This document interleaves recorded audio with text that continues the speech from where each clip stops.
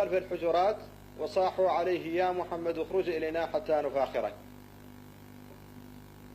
وهذا سوء أدب مع رسول الله صلى الله عليه وسلم، حذر الله المؤمنين أن يعودوا لمثله. وكان رسول الله صلى الله عليه وسلم رؤوفا رحيما، فأمر بتقديم ضيافتهم وأرسل معهم من يضيفهم، فلما أكرمهم دعاهم إلى الكلام في المسجد، فقدم خطيبهم خطبته وقدم شاعرهم قصيدته، فكلمهم الرسول صلى الله عليه وسلم بكلام أسكتهم، وقام خطيبه ثابت بن قيس بن شماس فألقى خطبة عصماء أفحمهم بها، وقام شاعره حسان بن ثابت رضي الله عنه فألقى قصيدتين، إحداهما العينية التي يقول فيها: إن الذوائب من فهر وإخوتهم قد بينوا سنة للناس تتبع، يرضى بها كل من كانت سريرته تقوى الإله وبالأمر الذي شرعوا، سجية تلك منهم غير محدثة، إن الخلائق فاعلم شرها البدع. وألقى قصيدة أخرى من روية قصيدة صاحبهم، فلما رأوا هذا الموقف الهائل قالوا: إن هذا الرجل لموت له، فوالله لشاعره أشعر من شاعرنا، ولخطيبه أخطب من خطيبنا، وإن أصواتهم لتعلو أصواتنا.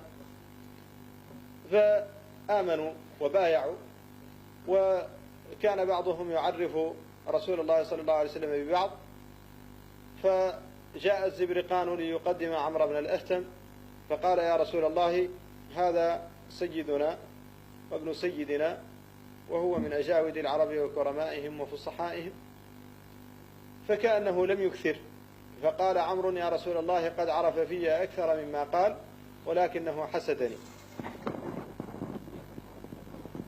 فغضب الزبرقان فقال: يا رسول الله، أما إنه لأهتم الأب أحمق خالي، وذكر أوصافا غير حميدة. فغضب الرسول صلى الله عليه وسلم من هذا التناقض، حيث زكاه في البداية ثم جرحه في النهاية.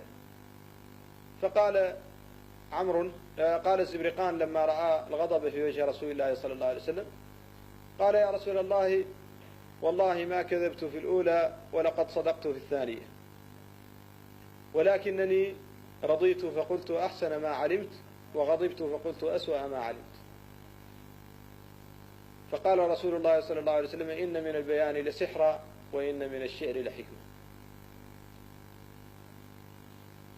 كان مجيء هذا الوفد من وفود العرب في أولها، فكان تعليم الناس كيف يتعاملون مع رسول الله صلى الله عليه وسلم، وكيف يقدمون الخطاب بين يديه تأديبا لمن سيأتي وتأديبا لكل المؤمنين إلى يوم القيامة.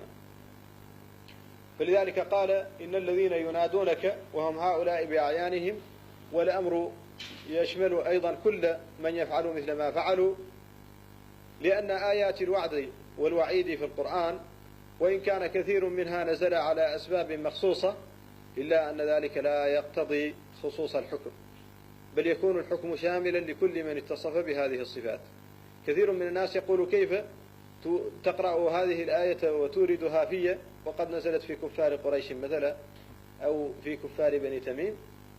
والجواب أن هذا القرآن لم ينزل على قوم بأعيانهم، بل هو كلام الله الصالح لكل زمان ومكان، وهو مستمر، فكل من اتصف بصفة من الصفات المذمومة فيه فهو واقع فيه صادق عليه، وكل من اتصف بصفة من الصفات المحمودة فيه فهو واقع عليه صادق فيه. لذلك قال: إن الذين ينادونك من وراء الحجرات أكثرهم لا يعقلون.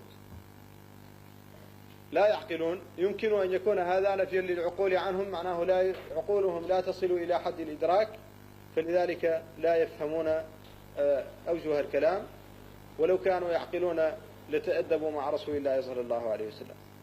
ويمكن أن يكون المقصود أنهم لا يعقلون مكانة الرسول صلى الله عليه وسلم، لأنهم خاطبوه ولم يجزموا بعد أنه نبي، فلذلك لم يدركوا.